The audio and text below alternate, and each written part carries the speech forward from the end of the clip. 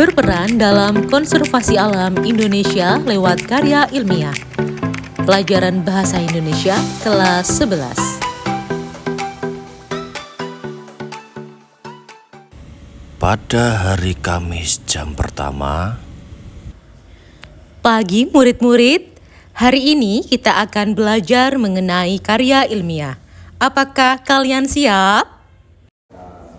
Siap, Bu, tetapi kami izin ke toilet dahulu.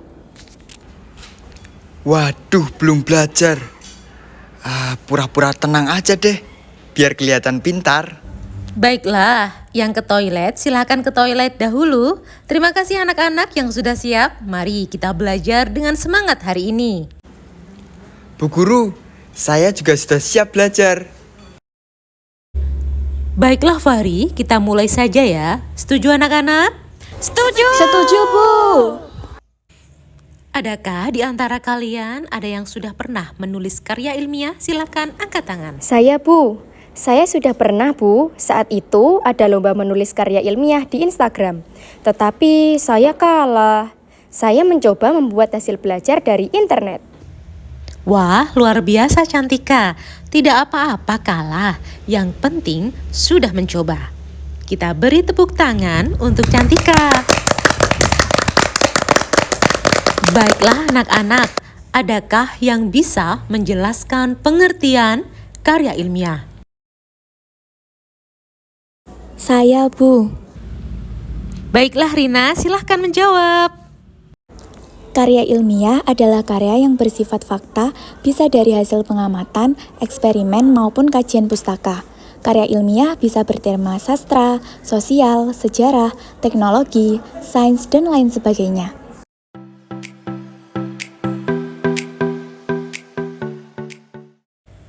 Wah, bagus sekali Rina. Kita beri tepuk tangan untuk Rina ya anak-anak.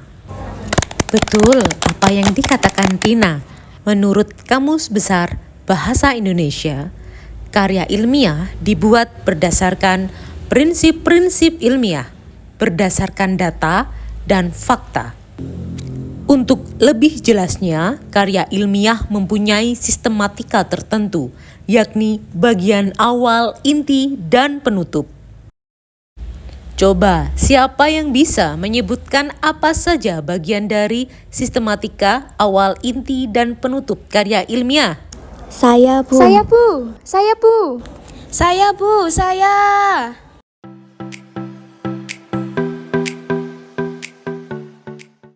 Baik, saya ingin mendengarkan suara Emma. Silakan Emma. Izin menjawab ya Bu, menurut buku yang saya baca, untuk bagian awal diawali dengan judul, nama penulis dan afiliasinya, abstrak dan juga kata kunci. Untuk bagian inti terdiri dari pendahuluan, metode penelitian, analisis data, hasil, dan juga pembahasan. Sedangkan untuk bagian akhir yaitu simpulan dan saran, daftar pustaka, juga lampiran. Bagus sekali Emma, kita berikan tepuk tangan untuk Emma ya anak-anak. Bu, izin bertanya boleh? Baik, silahkan. Saya masih kurang paham untuk menulis judul karya ilmiah. Apakah ada aturan untuk hal ini? Baik anak-anak, ada yang ingin membantu saya menjawab pertanyaan dari Cantika? Saya, Bu. Baik Fahri, silahkan. Dalam buku Cerdas Cergas Berbahasa dan Bersastra Indonesia mengatakan bahwa penulisan judul dapat dilakukan dengan dua cara, yaitu 1. Menggunakan huruf kapital pada seluruh huruf judul. 2. Menggunakan huruf kapital pada awal kata kecuali kata tugas. Lalu Fahri, afiliasi itu apa sih? Baiklah Fahri, bisa dilanjutkan untuk cara menuliskan nama penulis dan afiliasinya. Baik Bu, nama penulis artikel ilmiah tanpa menggunakan gelar dan tidak boleh disingkat. Sebab nama penulis akan digunakan saat dikutip seseorang yang menggunakan karya ilmiah tersebut sebagai acuan. Afiliasi adalah nama institusi tempat penulis bekerja atau bersekolah. Abstrak berisi rangkuman karya ilmiah dalam beberapa paragraf singkat. Kata kunci mewakili topik sesuai bidang ilmu yang dikupas atau dianalisis dalam karya ilmiah tersebut. Pendahuluan berisi latar belakang, rumusan masalah, tujuan, dan manfaat. Latar belakang berisi uraian singkat tentang topik penelitian, penyebab timbulnya masalah, dan pentingnya pembahasan topik tersebut. Rumusan masalah menyiratkan masalah yang dibahas oleh penulis terkait pernyataan bagaimana dan mengapa. Tujuan penelitian adalah pernyataan menggapai capaian pembahasan yang sesuai dengan rumusan masalah. Manfaat penelitian adalah penjelasan mengenai kegunaan penelitian karya ilmiah tersebut. Kerangka teoritis berisi penjelasan mengenai kajian beberapa penelitian sebelumnya dan kajian teori-teori yang relevan dengan topik permasalahan. Metode penelitian berisi langkah-langkah atau prosedur penelitian yang mencakup persiapan, penentuan sumber data, pengumpulan dan pelaporan. Pembahasan menjelaskan makna dari hasil penelitian. Simpulan saran harus sesuai dengan tujuan. Hasil yang dijabarkan harus apa adanya. Daftar pustaka berupa deretan referensi atau sumber pustaka yang dibaca dan dipakai dalam menyusun karya ilmiah.